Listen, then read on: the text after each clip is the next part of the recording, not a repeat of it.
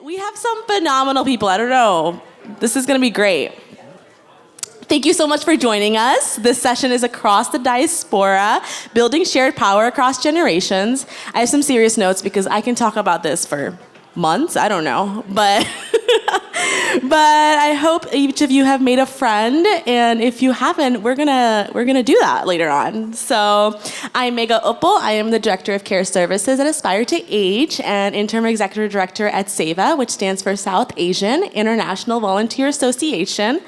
And all that means is I love older adults, right? And so I work with caregivers, older adults, Fortune 500 companies, nonprofits, no employee nonprofits, everything in between to make generational power come together. So community advocacy, shared power, and everything in between that our lovely panelists are going to talk about.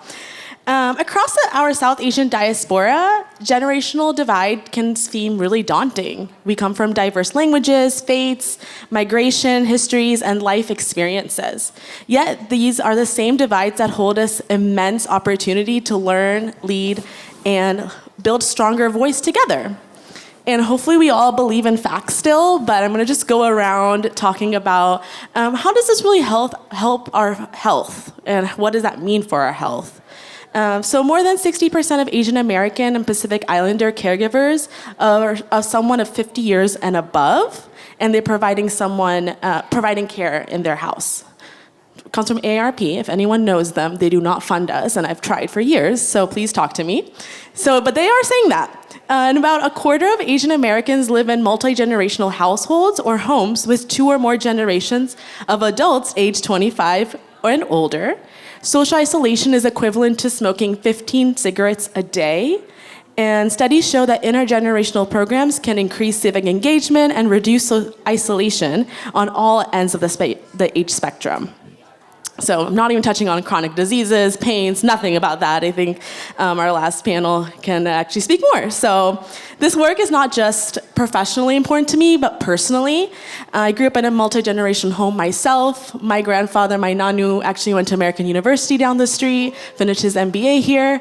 My nanima, who actually passed away 1 week before my wedding, is just my everything. So I live, breathe, and just stand for everything multi-generational means to me. So saying that, I have the pleasure to be on this panel with everybody, and it's just gonna be great. So we're gonna round robin this a little bit and start with Genevieve here.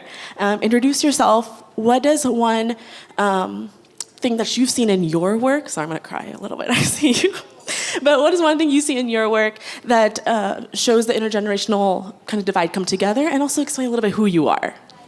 Thank you so much. And everyone, let's give a huge round of applause for the amazing work that Megha does. That's huge. But yeah, I'm Genevieve, and I'm so excited to be here. I actually live in DC. I live in Adams Morgan, but I am from outside of Philadelphia. Go Birds. And I'm the president and founder of New Voters, which is a youth-led 501c3 dedicated to helping high school students find their voice in politics and become lifelong civic participants. So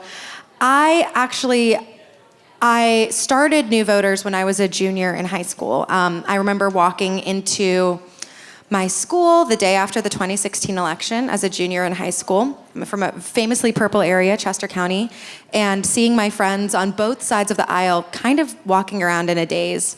And I remember going up to my friends who I thought would be happy with the results, and the resounding opinion was that this was the most talked about event of our entire lives, and it felt like we had absolutely no say. And it's really interesting being on a panel about intergenerationality and the work that we do together, because very much New Voters was started in some ways in like a more naive space of in contrast to that, the idea that like the decisions being made impact us more than anybody else, and we deserve to have a say. And since starting New Voters as a junior in high school, we registered 85% of my senior class that year. We grew to high schools across Pennsylvania, and now 8 years later, it's my full-time job, and we run registration drives in over 1,000 high schools across the country. But the thing is, when I first started New Voters, and when me and my friends were first doing this, it was my senior year, that shooting at Parkland happened. There was so much frustration with feeling like, everything is happening to us, and because of our age, we can't do anything. And the first, few months, years at New Voters was like, how do we as young people embrace our power, our numbers, our endless energy, capacity?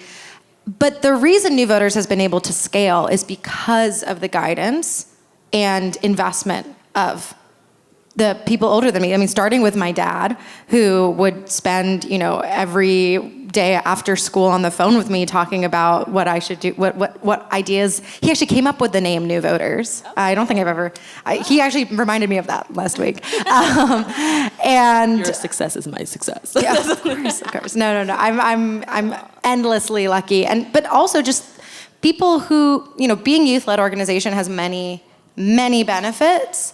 Like I said before, endless, enthusiasm, proximity to the issues, et cetera. But you're not good at HR, okay? You're not good at setting up a payroll or figuring out how to retain employees. And even I was on a call this morning with 3 different of my advisors, 2 of which were over the age of 60, talking about a fundraising event we're having. And they were saying, here's what we've done in the past, blah, blah, blah. And I think that like I said, it really started from a place of how do we make our space for ourselves, that we have to, we have to fight for it. We have to push, we have to carve out that space. And it has become increasingly apparent that there are so many people of every age who are willing to invest and support that. Great. Just Preet, talk a little bit about what you do and how that multi-generational conversation is important. Sure, I'd be happy to. Hi, everybody. My name is Jaspreet Chowdhury. I'm the Senior Legislative Counsel at Compassion and Choices, and our organization works to increase access and equity at the end of life. So what I do is, at a broad level, strive to normalize conversations about the end of life. We firmly believe that everybody has a right to an end-of-life experience that's aligned with their values and beliefs. Intergenerationally, this manifests in around pushing through a lot of fear, a lot of stigma, a lot of uncertainty about talking about death and what it means for people that are going to be left behind, for the individual that's dying, but then also using it as an opportunity to give the gift of peace. That planning, writing down, having dialogue about what you want at the end of life is not only a chance for you to write your story, but is a chance to give peace to all the people who love and care about you. And the grief from death is enormous and doesn't get mitigated. But one of the things we can do to reduce the anxiety that comes when someone dies is having certainty that we know what the person who died wanted at the end of their life and how their end-of-life experience plays out. So the intergenerational gap, if I may be indulgent and share a little bit of my story, is a chance to have a conversation with many people. My mom is actually in the room. She's in the back. Woo-hoo! And she's joined our leadership council. And so we get to dialogue together about the importance of talking about advanced care planning, thinking through what parts of end-of-life conversations are scary, but how can we bridge it together. And then also my father-in-law, who is not here, but his take on end-of-life care and experience is different than my mom's. His spouse died unexpectedly years ago, and one of the ways that he used his grief to make that's impacted the rest of his life and his planning is that we know, well, my husband knows every detail of what he wants after he dies and knows where all his financial documents and everything is located. So very, very detailed. And I think that that's the spectrum, that it opens it up to opportunities to have conversations, to reaffirm our love for each other, strengthen our relationships, and to start where we are to continue to strengthen and deepen relationships. It's a really good point, too, because at SEVA, people come to volunteer, right? That's how we open our door to building that relationship. And then we have conversations about grief, end of life. How do we gamify this a little bit is what we've been thinking about, and not just filling out a daunting living will form and, oh, I need Medicaid now and Medicare and all of that. And what does that mean? And I was like, I don't know. Yeah, I know. But so finding those resources, which we will talk about. Yes, agree. So what have you been doing, and how does a multi-generational space affect the work that you do? Thanks, Mega. And I need to share, just Faith, as much as I knew a bit about what you're doing, hearing how beautifully you described it absolutely brought tears to my eyes. And I think that speaks a lot to how personal intergenerational work can be. And I think with all the different lenses that we bring here to this stage, I think so much of the organizing that is multi-generational can be really personal. So thank you for sharing a little bit more about that.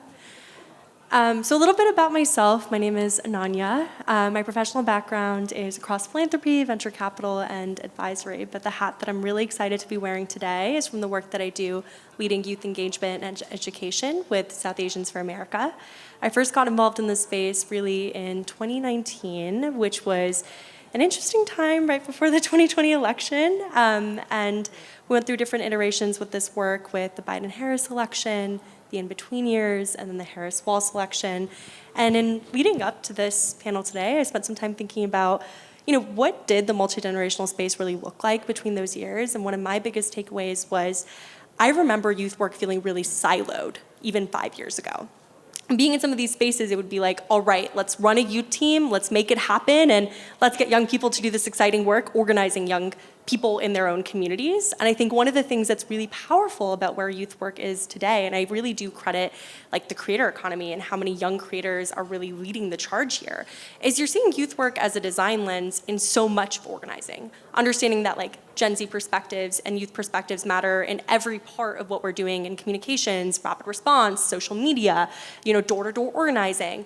And I think one of the things that we see when multi-generational work happens at its best in our work at South Asians for America and in the work that I do with our team is when you're bringing in the multi-generational perspectives at every part, not just necessarily within specific individual projects or initiatives, but in teaming at every single element of what we do.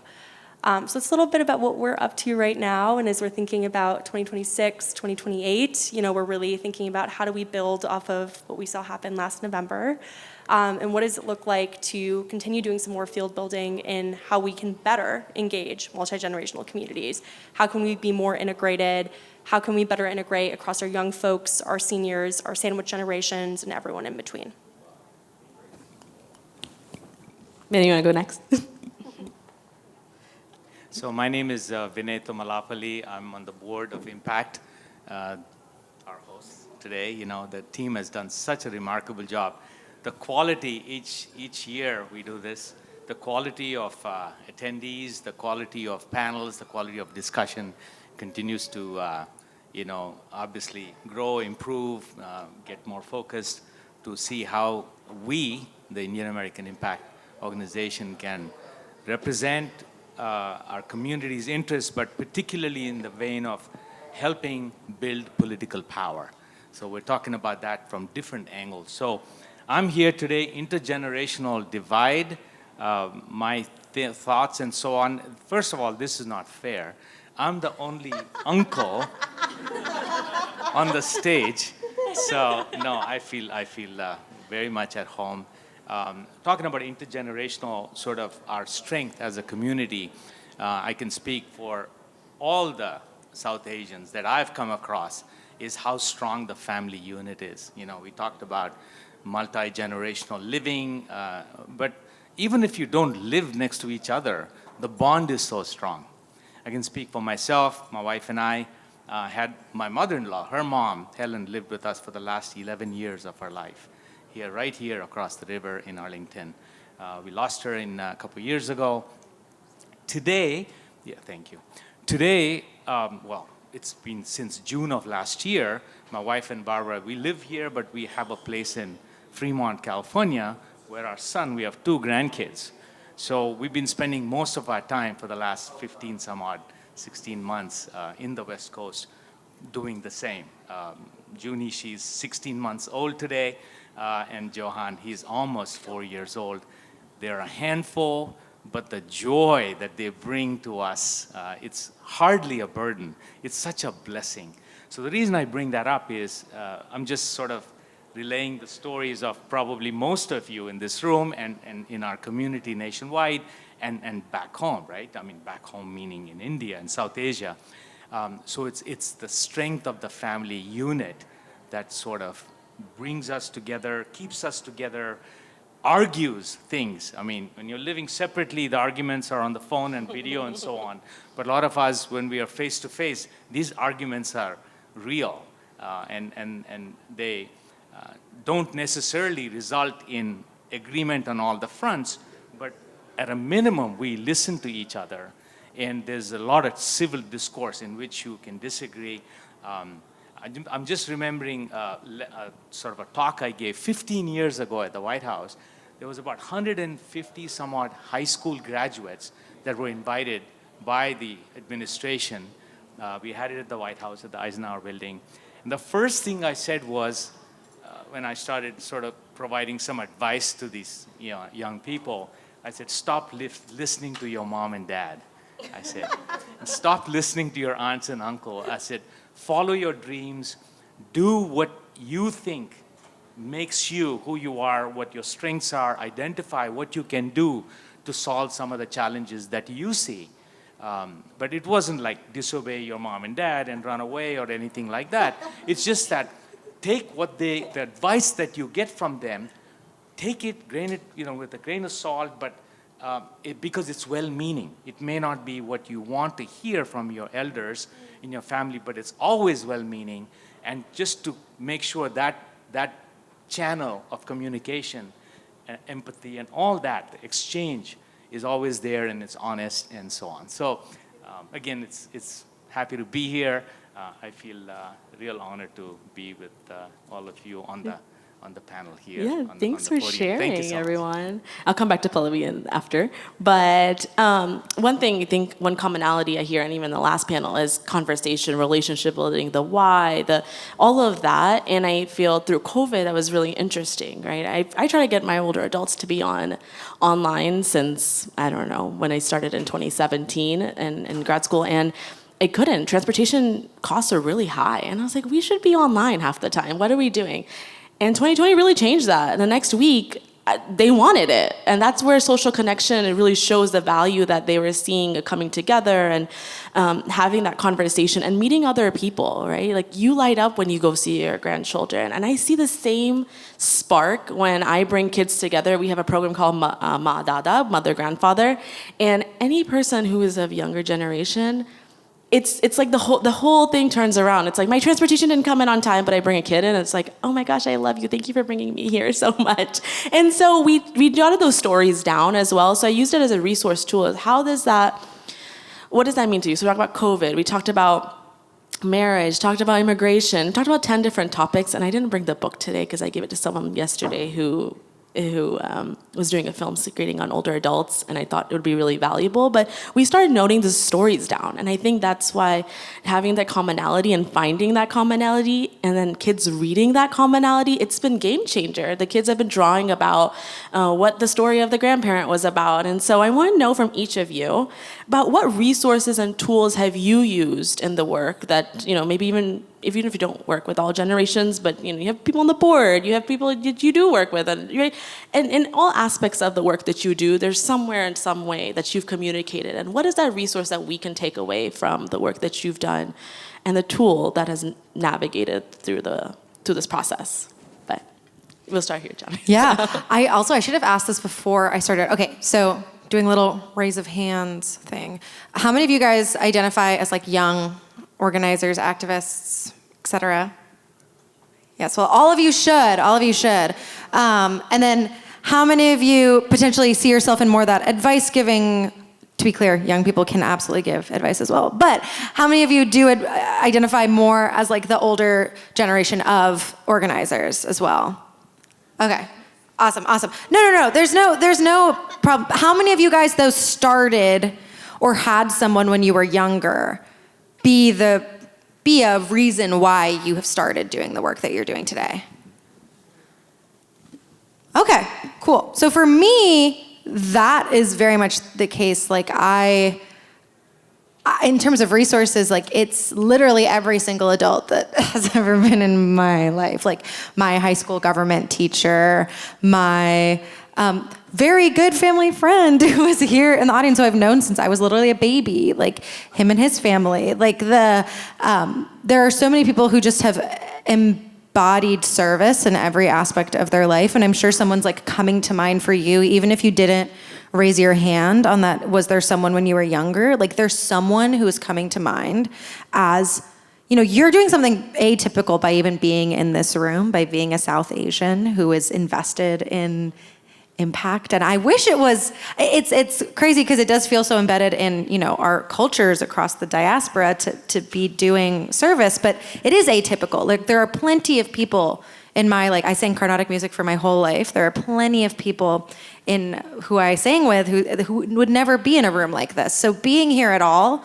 is a product of maybe you had that drive and you're on your own. And if you are that person, my brother became vegetarian when he was 4 because he got sad about animals dying. I don't have that dog in me. Like, but if that was you, that's awesome. But for me, it's the people, and that's the resource, is like realizing like it's not me versus it's not young people versus anybody. It's all of us together trying to create the world that we want. And I think that like talking to a lot of older adults as well and understanding from them, like, who was that inspiration for you? Like your Doma, your dad, your Swamiji, or whatever, you know, your Pata teacher. Like, you know, like I think for me, like the resource is people, and the resource is always people.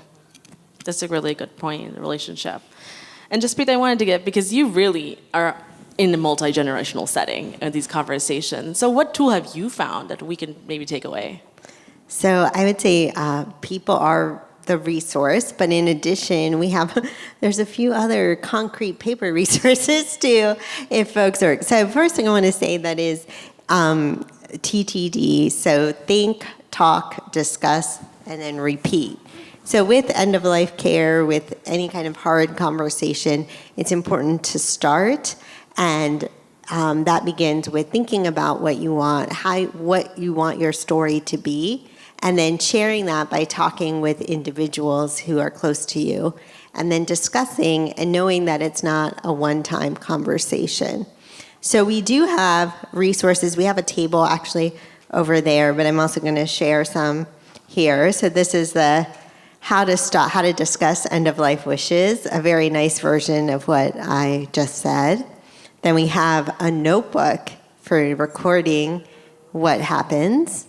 And then there's also a guide, because there's a lot of forms and things that can get confusing. And it's also confusing because it varies from state to state, but it's a good starting point. And finally, as you mentioned, there's mandirs, there's mosques, there's gurdwaras, all kinds of faith centers. So we actually just recently created a resource about faith at the threshold, which is about end-of-life conversations and discussions in religious communities. I held it all up really fast, but we have hard copies of all of these and other resources at the table over there. There's also QR codes to scan. We're also happy to come and help facilitate conversations and discussions. Also excited to do presentations to talk with folks. And I also forgot when I first started talking that I wanted to give a thank you to my colleague Maria Otero. We came together to Impact a few years ago, and she manifested that end-of-life care would be part of a conversation on the main stage, and we worked together to make it come true. I don't think she's in a different generation than me. I think she's my older sister. And so the bond of sisterhood also transcends generations and is good. Yeah, thank you. And I also, an odd note, Impact is a huge place to even have these conversations as well. Like constantly going to conferences, and there's no end-of-life conversation. And I didn't even realize how much this hit home, where we were in the hospital through COVID. My grandfather was passing, and my uncle didn't know what a DNR was. Doctor asked, and we look up to our elders to know everything. And I think, even if one thing I can say to the younger generation is like, it is our work to do and learn these terminologies, because the goal is to age and really think about it. And knowing these terminologies is extremely important. So thank you for just all the resources that you have. Thank you for saying that. I think it's also hard to acknowledge that I'm moving away from the kid stage into the adult stage. Yeah. Maybe other people have that issue too, as you get older, being the one to be expected to know things and have answers. Absolutely. that We're it's, just a girl. Like, yeah, if you want to talk to, like, so, yeah, thank you. And I think that grief is very important to acknowledge. We're all going through this for the first time. It doesn't matter what age you are, tomorrow will be different. So, and then you deal with a completely different generation at this point, right? And so, what is the resource and tool you see? And you might not have the two generations in the room together, but you probably have to play that devil's advocate sometimes as the older generation, talking to the younger one even and putting words in your mouth. But I'm gonna let you say what tools have worked. Yeah, in no, I organizing. appreciate that question. And I resonated with a lot of what you both shared. I'll share a few really quickly. I think one is designing for a purpose, right? I think one of the things that I've noticed pretty recently in a lot of organizing spaces is we'll have multi-generational groups come together for actual delivery of the organizing work we're doing. So we're going door knocking, we'll have a multi-generational group do that. We're doing phone banking, we'll have a multi-generational group there. But when it comes to like some of the strategy work of what we're doing earlier, that's much more siloed. So I think trying to think a little bit earlier of what are the voices that we're missing, like who are the people that should be in the room here as we're designing what we're doing and what are the audiences we're trying to reach, I think is a question that our team has been asking more intentionally more recently. And I think designing for that early can be super helpful. The second, I think, is actually also taking inspiration from what folks in other spaces and sectors are doing. I think we're living in a moment where we're seeing really interesting multi-generational work happening in the mental health and social isolation sectors, which I think actually have a lot in common with what we're trying to do in political organizing so often. We're living in a world that increasingly is becoming like more lonely and more isolated. We see research about this all the time. I know we have a couple sessions during the summit about this as well that touch on this. And one of the things that's really interesting is we're seeing some organizations doing really powerful and like pretty innovative work around pilots to help bridge generations. One of my favorite organizations that recently has been doing some exciting work, Life Story Club, they bring together young folks and seniors to do some storytelling and narrative shaping. And the idea is like, how do we help bring together these two generations to learn their stories better? How do we create more connections between these two? And as we think about how personal politics are, how personal organizing is, you know, I just have to imagine that there's so many connections between that and the type of bridge building we're doing in organizing too. So how do we take the learnings that other sectors are already building in the work that they're doing and then translate that to our own work as well? And how do we also create more understanding and awareness about what that work is that's happening, I think is really important. And then the third that I'll share really quickly also is just making more explicit spaces that are multi-generational. I think one of the things that I've noticed is implicitly sometimes as we build, we know that we want to have multi-generational spaces and we'll talk about it internally. Like we want to have a representative group here, but when we're actually, you know, doing the work, it's not as explicit. It's not something that we're telling our community or our audience, or as we're asking folks to be a part of it and to really believe in what we're doing, it's not as explicit in our messaging. So actually using the words multi-generational, intersectional, interdisciplinary, like explaining what that means to people and why we're doing it, what's the intentionality behind that, I think can be really powerful. So just being more explicit in why we're doing what we're doing and when, I think can be really important as well.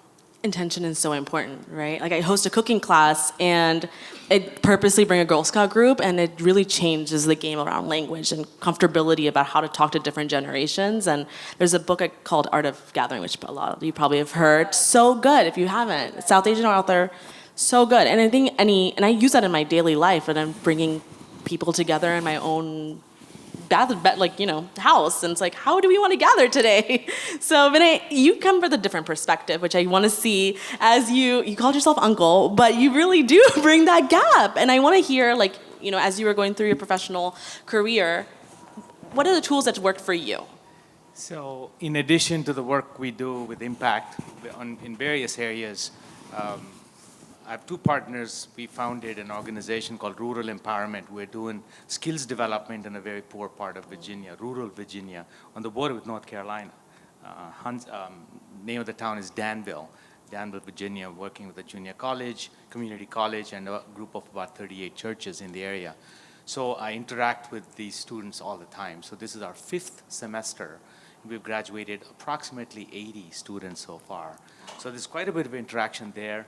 But I think Impact, rural empowerment, I think maybe I can talk about personal stuff.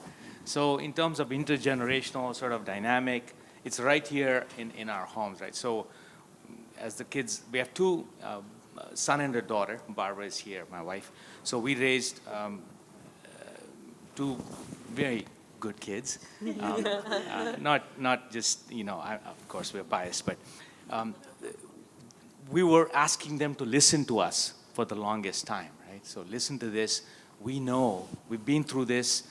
You don't need to do that. You don't need to do this. Take these classes, study pre-med, go to Wall Street, make a lot of money, whatever the stuff that parents say, right? And try to influence our children. It's that once they hit that teens, they stop listening to us. And it was okay because, not across the board, but just generally, take this class, do this major. No, we're going to do whatever we want to do kind of thing. We're so happy they did it because they were passionate about the 2 lines of work that they have chosen. Today, we've come to a point they're well in their 30s, late 30s. Son, he's got a family. Daughter, she's got a family.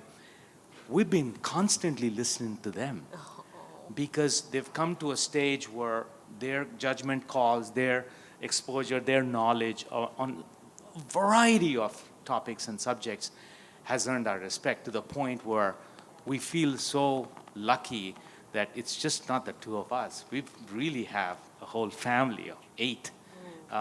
That's the younger ones are a little young, but the older, the 2 in-laws, daughter-in-law, son-in-law, they're constantly giving us feedback and giving us advice and sharing their ideas. And it's just, not just adults, but like they have so much to offer and they have such a different perspective. And it makes us step back and say, I didn't think of that.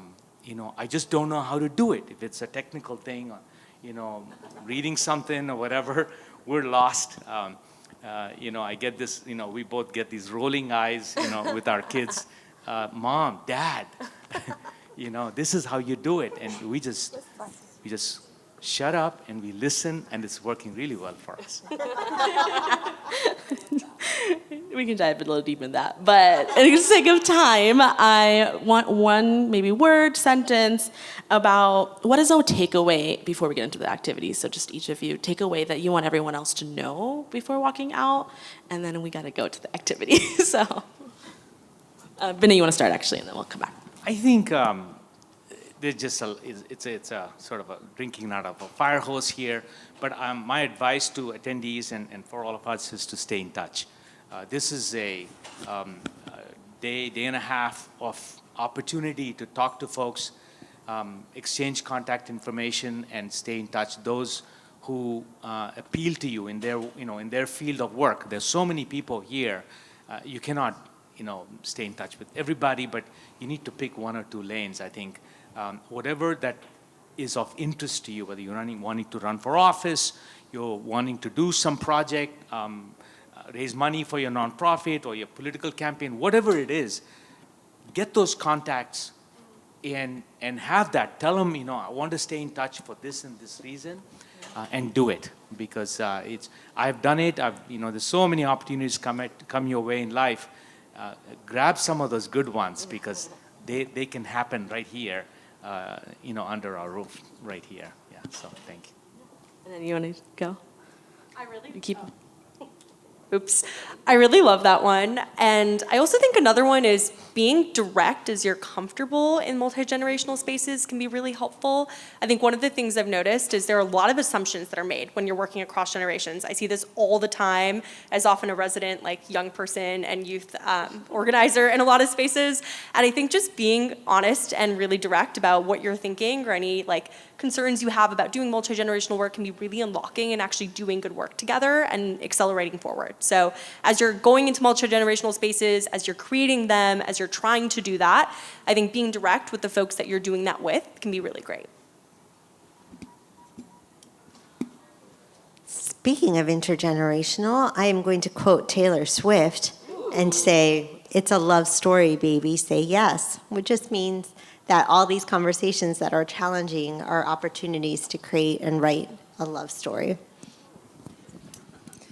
My advice is if you are a youth organizer or student organizer or, starting off in your journey or you've been doing it since you were 10, I would say you have something unique and valuable to bring by nature of just being a young person, but also because of your abilities, and don't be I have never, ever, it doesn't matter who, whether they're a senator or the CEO of a company or a professor that everyone's trying to get into office hours with, I've never had someone say no when I've asked for advice, for 5 minutes of advice. And you don't underestimate the value of people love to mentor people. So don't underestimate how invaluable that can be in getting yourself into spaces. And if you are not a youth organizer, but still all of you are young and everything like that, but if you're creating any programs that involve young people in that work and in the design. But also, I think it's important to not silo young people to just work that has to do with young people. So involve young people in the things that you're doing. There are things that young people are uniquely good at by nature of being young, and there are also things that young people can be taught and trained to do. I don't think young people should do neurosurgery, even though our brains are so advanced and highly plasticity or whatever. But that's something you go with training. But there are things that young people are on their own just really, really phenomenal at doing, and there are things that can be trained and involve young people in everything that you do. Thanks, y'all. I'm going to zip on through because we are almost there to Pallavi, and I really want to thank each of y'all's experiences. This is not enough. Like we told Sarah on Impact, this is not enough, but hopefully we'll have some action at the end. But I want to introduce Pallavi first, get us moving, talking a little bit amongst ourselves. But Pallavi is Dr. Guha is an award-winning media researcher and professor whose work focuses on activism, gender, and political engagement. She spent more than 2 decades as a journalist and scholar examining how people mobilize across differences to create change. Dr. Guha, I would like to give the mic to you and take it away. Oh, thank you so much, Megha, and thank you, Vinay, Ananya, Jaspreet, and Janvi for sharing all your experiences. And I'm the sandwich generation. I have a 15-year-old, and my parents are in their 70s. So you can imagine the 15-year-old never wants to listen, and now my parents suddenly want to listen to me everything. Like, they want to discuss all their problems, and they want to share their problems. So I'm kind of, treating that path. So this discussion is so much needed. Thank you so much, Impact, for giving us this opportunity. And the next round is going to be more like a facilitated workshop, just like Jaspreet said. It's a love story. So we'll try to create a love story in your tables. If you are sitting by yourself, come join a group which doesn't have a lot of people. And I just feel that it's very similar, this discussion is very similar to the communities that are having across the country. I come from the media industry, so the American Press Institute, they had a call to action yesterday. Bridging generations isn't just a slogan, it's a necessity.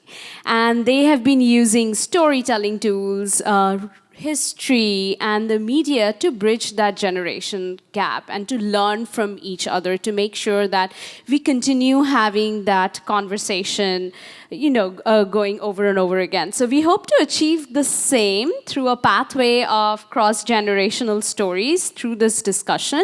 And we also hope that it'll lead to a shared power action plan in our safe space without judgment or harshness. We also realize that there's diversity of technology and tradition here that will help us create a balance. Some folks here use Gen AI tools all the time. Some folks get their news and information from traditional sources, television, and the media as well. So if you could just gather in tables, that would be helpful. And then the first activity is going to be for 3 minutes. So what is going to be hard for you to talk about in your tables? Could be a topic, could be an issue, and then there are pens and notepads there, write it down. So at the end of about 2 minutes, I'm going to show this to you. I think it's upside down. 1 minute left. And then at the end of 1 minute, you will discuss in groups. Then I'll come up with the next question. The second question, what is easier for you to discuss in your tables? I'll be there in your tables, and our panelists will be there as well if you want them to be. And then at the end, exchange ideas. What help do you need from the other generation in your in your need today. What can you learn from them? What help do you need? It could be if you're running for office, how they can help you, like Vinay said, making connections. If you are trying to create a nonprofit, or if you're trying to create a strategy, how can they help you? So let's start with the first one. If you have a table that you're there, just briefly introduce yourselves and then write down what is it difficult for you to discuss? What is going to be challenging for you? And we have 2 minutes, and I'll be there.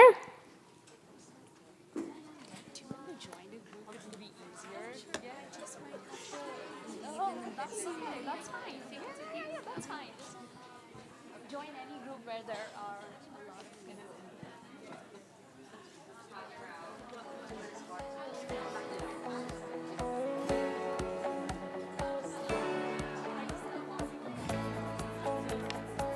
Do you want more people here?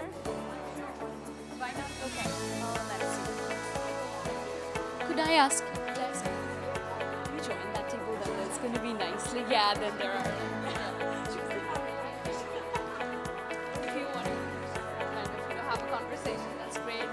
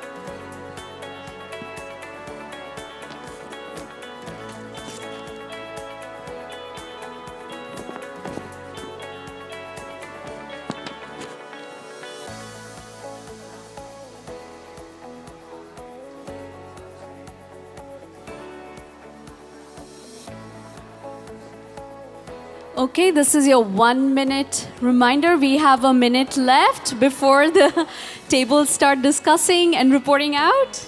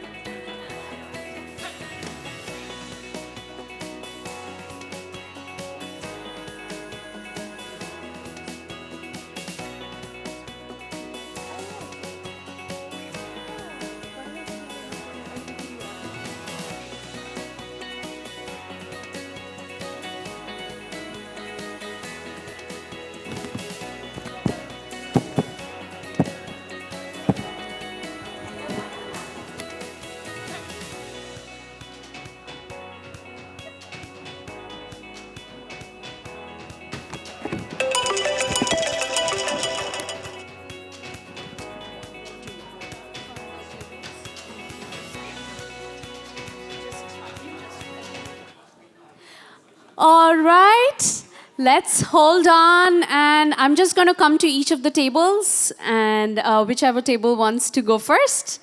What did you discuss to report out? We are running. Let's get to the. Okay. Anyone who's ready? Okay. Hi everyone, reporting from table, this one, I guess there's not numbers.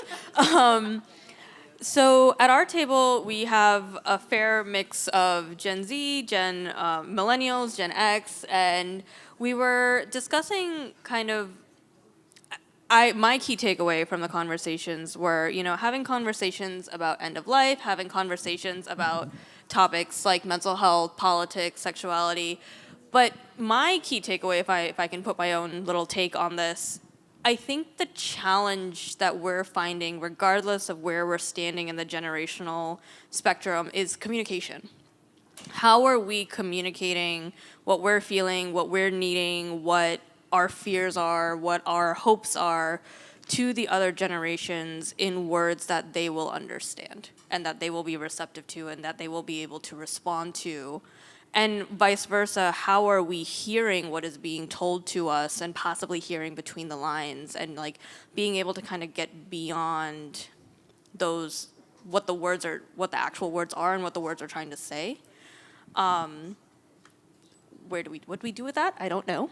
But I think, you know, that's really what I'm seeing as the through line here is like, in order to be able to build strong relationships across generations, how are we coming to a universal language that we can speak to each other in a way that we all understand? Thank you. Any other table wants to go? And then we will move to our next question. And then we will discuss the next questions with the other tables. Hi. Very interesting mix of young and old here.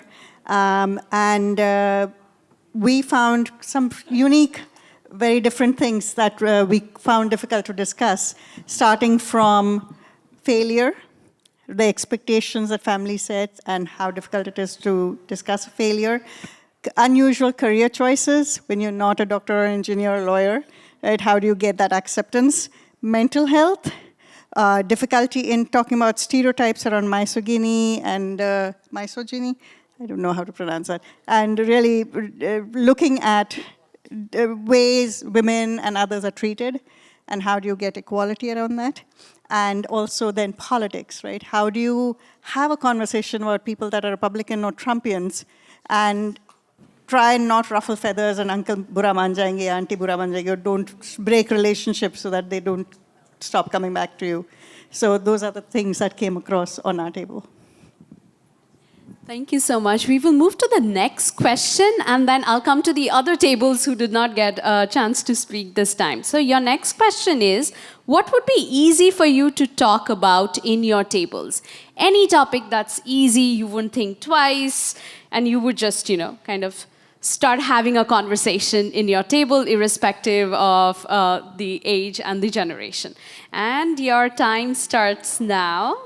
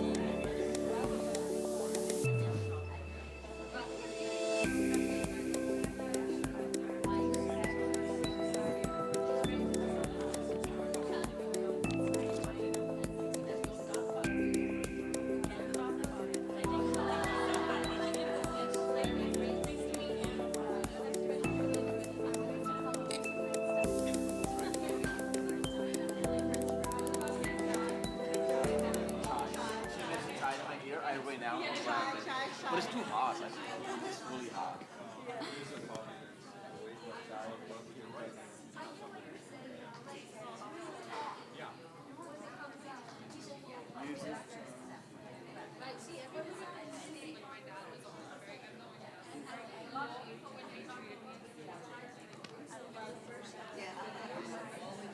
Okay, you have a minute left to wrap up the conversation.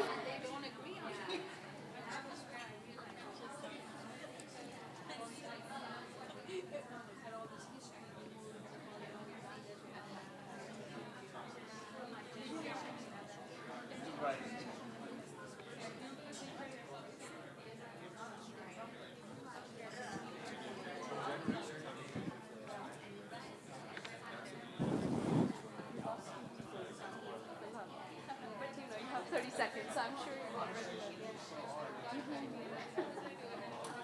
Well, we started with the hard part, didn't we?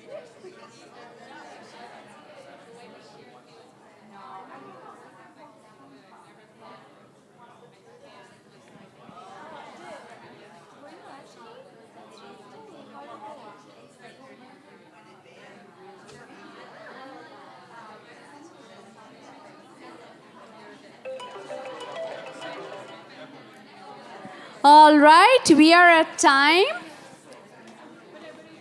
So we are going to do this in the interest of time. We are going to combine this. I'm going to come to two tables who I didn't come to last time. And then once it's done, you will be seeking out each other's contact and then telling them what do you need from them, right? How can they help you in your path, right? So we will start with this group. We didn't get to hear you last time, and other groups who we didn't get to hear. Okay. Some of the things that we think are easy to talk about in any group, we said food, our favorite restaurants, just things we like to grab here and there. Anything fun, vacations, and entertainment. Thank you. Other groups, I'll come to you. We haven't heard from you.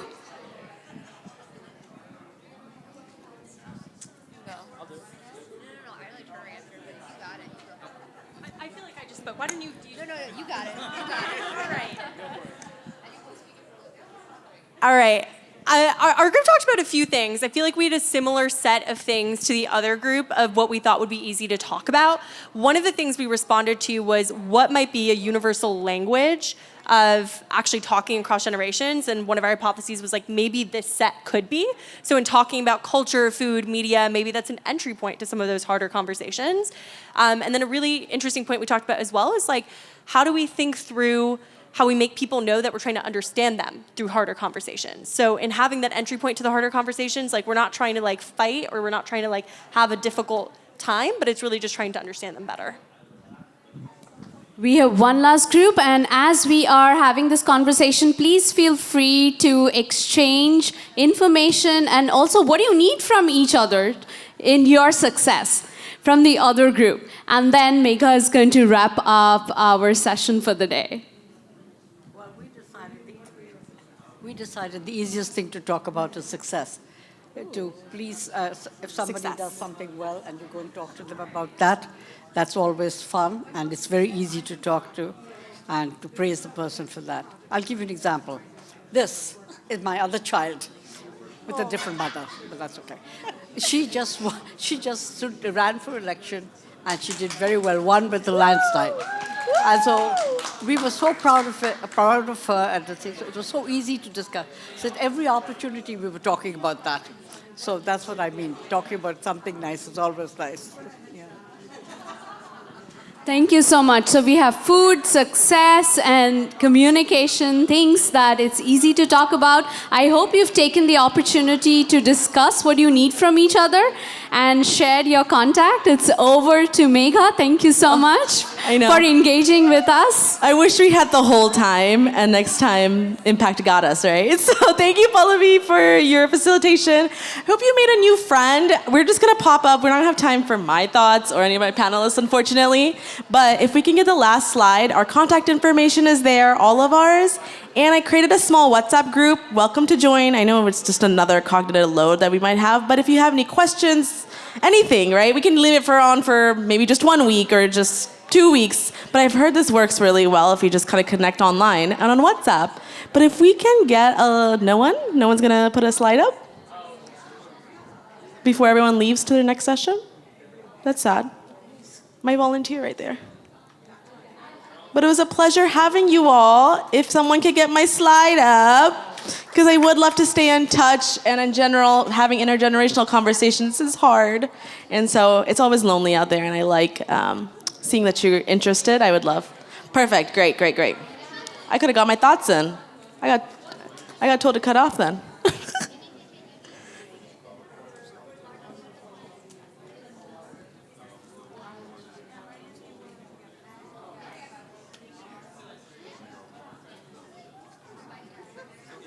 we could have gone on and on and on. And where's Sarah?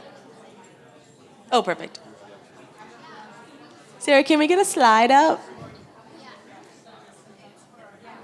Yeah, our contact information. No. There we go. Yay! Contact information of all of us. And if there's only Sarah and I in the group chat, so we do need more people. But I'll have some resources that we'll post, and then hopefully, Just Breathe, we can drop yours in there as well. So have a great time. Thank you, Impact. Thank you, Sarah. Thank you to all the volunteers.